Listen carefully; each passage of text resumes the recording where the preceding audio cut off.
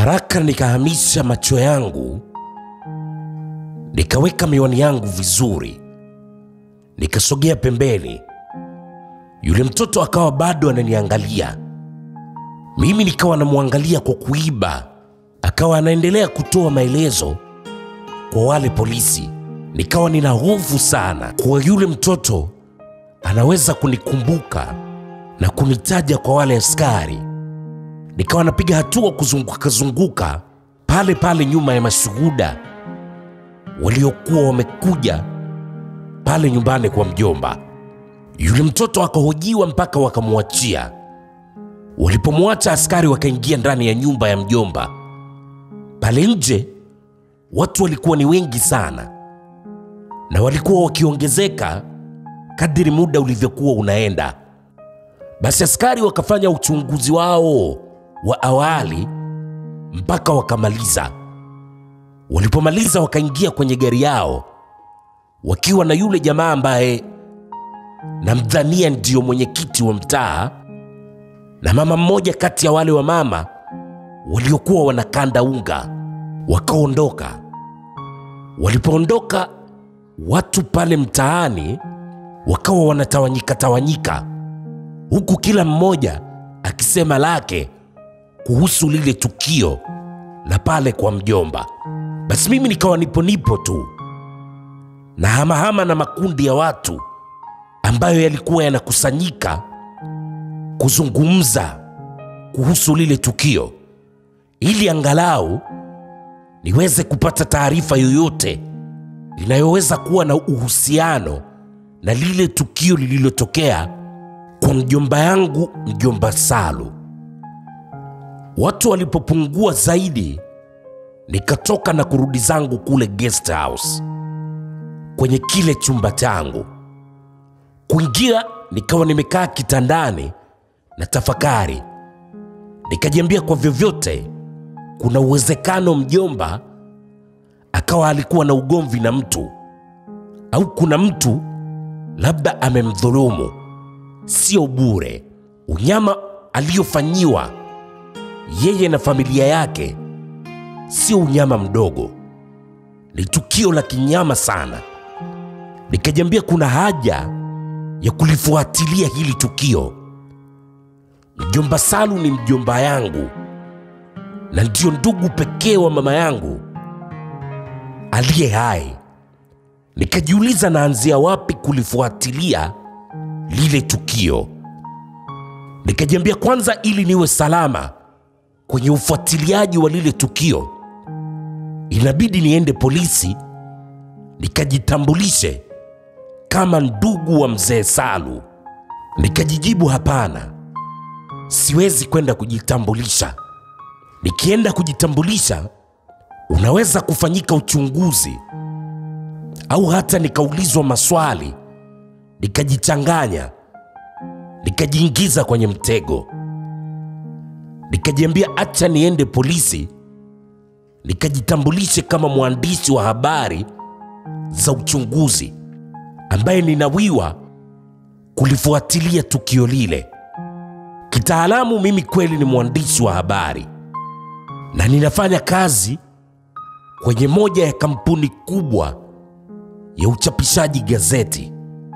Nikajiambia hii ndio njia pekee itakayoniwezesha kulifuatilia hili tukio la mauaji ya mjomba na familia yake huku nikiwa salama. Basi nikajiambia ngoja nisubiri. Ikifika saa 7 mchana nitaenda polisi kama mwandishi wa habari. Nikajiambia lakini kuna haja ya kuweka taarifa zangu vizuri ili nisije nikajichanganya kule polisi, lakini ili niweze kupata mwongozo katika kulifuatilia lile tukio. Nikachukua notebook yangu na kalamu, nikafungua, nikaandika taarifa ambazo ninazo mpaka muda ule kuhusu lile tukio. Nikaandika tarehe ya lile tukio, nikaandika aina ya vifo vilivyowakuta mjomba wangu na familia yake ambayo ilikuwa ni kupigwa risasi ambazo watu wote 4 walipigwa za kichwa. Nikaandika pia kuwa milango yote ya nyumba ilikuwa imefungwa kwa ndani.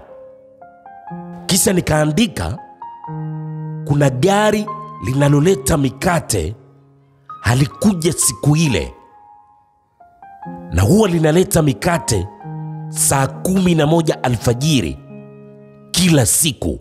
Lakini nikaandika kuwa muuaji kwa vyovyote, kwa jinsi mazingira yalivyo, atakuwa ananijua, kwa sababu aliyewaua watu wote mule ndani akaniacha mimi. Kwa hiyo ni lazima aliniona akakusudia kuniacha. Nikawa na tafakari na kujiuliza maswali zaidi juu ya zile taarifa nilizoziandika. Nikajiuliza kama kwa mazingira yalivyo, muuaji aliwezaje kutoka baada ya kutekeleza mauaji halafu akafunga mlango kwa nje. Nikajiuliza hili linawezekanaje. Nikajiambia au muuaji ni katika wao waliokufa. Inawezekana kuwa muuaji alifunga mlango, akafiatulia risasi wenzie wote, kisha akajifiatulia risasi na yeye mwenyewe akafa. Nikajiambia hili linawezekana. Nikajiambia mazingira ya ndani, kama tukio lingekuwa hivyo, kungekutwa hiyo silaha aliyoitumia kufanyia mauaji ya wenzie na kujimalizia kwa kujiua yeye mwenyewe. Nikajiambia uchunguzi wa hili tukio unatakiwa uwe wa kina sana. Tukio limekaa tatatata na limekaa vibaya sana. Nikajiuliza kutokana na mazingira yalivyo, gari linaloleta mikate ni kwa nini halikuleta mikate siku ile? Je, lilipewa taarifa yoyote ile kusitisha mikate isiletwe siku ile? Nikajiambia hili ni swali la kuiuliza kampuni ya mikate ilipewa taarifa yoyote ile kwa leo isiletwe mikate kutoka kwa mjomba au mtu yoyote wa familia yake? Nikajiambia hii kampuni ya mikate inaweza kuwa ni chanzo kizuri cha taarifa zilizojificha za hili tukio. Lakini pia nikajiuliza kama muuaji ananijua, ameniacha hai kwa makusudi au aliniacha hai ili jumba bovu liniangukie mimi, au alikuwa na mpango gani na mimi? Nikajiambia kama huyu muuaji lengo lake lilikuwa ni jumba bovu liniangukie, basi kwa vyovyote atafanya jitihada kuwajuza polisi kuwa mimi nilikuwa ndani ya ile nyumba ya mjomba wakati tukio la mauaji linatokea. Nikajiambia ni lazima atataka kutumia mazingira yoyote yale athibitishie polisi kuwa mimi nilikuwa mule ndani. Basi nikajiuliza yale maswali tata kuhusu lile tukio bila majibu mpaka ikafika saa 7 mchana. Nikajiambia sasa acha nitoke niende kituo cha polisi kwenda kulifuatilia vizuri lile tukio, na niende nikajitambulishe kama mwandishi wa habari. Basi nikatoka nikaulizia kilipo kituo kikubwa cha polisi, nikaelekezwa. Nikatoka nikaelekea moja kwa moja mpaka kituoni. Kufika kituoni nikajitambulisha pale mapokezi, kisha nikauliza kuhusu lile tukio. Halafu nikauliza ni nani anaweza kuwa mtu sahihi ambaye anaweza kulielezea lile tukio kwa umma. Mapokezi wakaniambia nisubiri. Nikasubiri. Baada ya kama saa nzima ndio nikaitwa, nikapelekwa kwenye ofisi ya mkuu wa polisi wa wilaya. Nikaingia. Nilipoingia, yule kamanda aliniuliza maswali, kisha akahakiki kitambulisho changu. Halafu akaniuliza nataka kufahamu nini. Nikamwambia nataka kujua kama amepokea taarifa za hilo tukio, na kama wamepokea, taarifa zikoje na wamefikia wapi mpaka sasa. Kamanda wa polisi akaniambia ni kweli amepokea taarifa za tukio la watu 4 wa familia moja kukutwa wameuawa ndani ya nyumba yao na kuwekwa kwenye chumba kimoja. Aliniambia watu wote walionekana kupigwa risasi za kichwa, na kwa jinsi mazingira yalivyo, kuna mshukiwa mmoja ambaye mpaka sasa hivi hajajulikana ni nani, sababu kuna shahidi ametoa ushuhuda kuwa alimuona mtu akitoka mule ndani ya ile nyumba. Baada ya kamanda kusema vile, akaniambia hili naomba usiliweke kwenye taarifa zenu kwa sababu za kiusalama. Huyu mtu akisikia kuwa aliyemuona ametoa ushuhuda huu, anaweza kwenda kumzuru shahidi aliyetueleza hivi. Kwa hiyo kwa kuwa jambo hili lipo kwenye uchunguzi, mimi nadhani taarifa za awali ni hizi nilizokueleza, na unaweza kuutaarifu umma. Halafu sisi tutakapomaliza au kukamilisha uchunguzi, tutatoa taarifa na kuliwasilisha jalada mahakamani kwa ajili ya kesi kama taratibu zetu zinavyotuongoza. Nikamwambia kamanda nashukuru sana. Kisha nikamuuliza jalada la uchunguzi lipo kwa askari gani? Kamanda wa polisi wa wilaya akaniambia jina la askari ambaye jalada lile la uchunguzi lipo kwake. Alinitajia jina la mkaguzi msaidizi wa polisi, Assistant Inspector Innocent Mbwinu. Nikamwambia kamanda sawa, nitakuwa nikiwasiliana naye Assistant Inspector Mbwinu kila nitakapohitaji update yoyote ya uchunguzi wa tukio hili.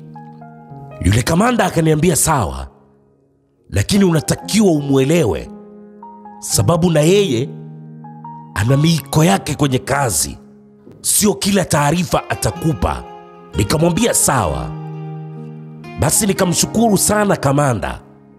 Kisha nikatoka nikarudi mapokezi. Nilipofika mapokezi nikamuulizia Assistant Inspector Innocent Mbwinu. Nilipomuulizia nikaambiwa kuwa yupo ofisini kwake. Nikaelekezwa ofisi yake ilipo. Nikatembea kuzunguka jengo lile la mapokezi. Nikaenda jengo la nyuma ambapo ndipo ofisi yake ilipo. Nikapiga hatua mpaka nikafika mlangoni. Nikiwa nataka kugonga mlango ukafunguliwa. Akatoka mtu, mwanaume aliyekuwa amevaa kiraia. Nakumbuka alikuwa amevaa t-shirt na jeans na kofia ya kapelo. Nikasalimiana naye, kisha nikamuuliza afande yupo? Akaniuliza afande nani? Nikamwambia afande Mbwinu. Akaniuliza unamfahamu? Nikamwambia hapana. Akaniambia mimi ndiyo Mbwinu, ulikuwa na shida gani? Basi nikajitambulisha kwa kumuonyesha kitambulisho changu. Kisha nikamwambia kuwa kamanda wa wilaya ameniambia kuwa jalada la uchunguzi wa tukio la mauaji ya watu 4 wa familia moja lipo mezani kwako. Kwa hiyo nilikuja kujitambulisha na kukuomba ushirikiano wako kila nitakapohitaji update yoyote kuhusu tukio hili. Mkaguzi msaidizi wa polisi Mbwinu akaniambia taratibu za kazi yangu haziko hivyo. Wanahabari watakuwa wanapewa taarifa za tukio hili na matukio mengine mengi na msemaji wa jeshi au kamanda wa mkoa au wa wilaya kadiri watakavyoitisha mikutano na waandishi wa habari. Kinyume na hapo, mamlaka ya kutoa taarifa haipo kwangu. Una lingine lolote? Nikamwambia mimi ni mwandishi wa habari za kiuchunguzi. Afande Mbwinu akaniambia hata kama ni mwandishi wa habari za kiuchunguzi siruhusiwi. Kama wewe ni mwandishi wa habari za kiuchunguzi, basi chunguza ili uandike, na sio kuja kutaka habari zilizochunguzwa na polisi. Nikamwambia sawa. Akaniambia asante. Akafunga mlango wa ofisi kwa funguo, akapiga hatua kuondoka. Mimi nikajiambia hiki ndicho nilichokuwa nataka, kutambuliwa na polisi na kutambulika kuwa nafanya uchunguzi kwa ajili ya kuandika habari. Basi nikaondoka nikarudi mtaani. Niliporudi mtaani, jambo la kwanza kabisa nikaenda maeneo ya karibu na nyumba ya mjomba kwenda kuuliza kuhusu kampuni ya mikate inayoleta mikate kwa mjomba kila siku alfajiri. Ni kampuni gani na ofisi zao zipo wapi? Basi nikaenda kwenye duka ambalo lilikuwa pembeni ya nyumba ya mjomba. Nikanunua soda. Nikauliza kuna mkate? Mwenye duka akaniambia mikate sina. Anayeuza mikate mtaa huu ni mtu mmoja tu, na kwa bahati mbaya amefariki yeye na familia yake yote. Nikamwambia ndio hawa wenye hii nyumba? Yule jamaa akaniambia ndio. Nikasema da, maskini, kwani walikuwa wanachukulia wapi mikate? Yule jamaa akasema Kilulu ni kama mji mkubwa wa wilaya, ndio kama center. Nikamuuliza kuna umbali gani kutoka hapa? Akaniambia sio mbali, ni safari ya kama dakika 20 hivi. Nikamuuliza bakery inaitwaje? Akaniambia inaitwa Tamuluf. Nikamwambia okay, sawa.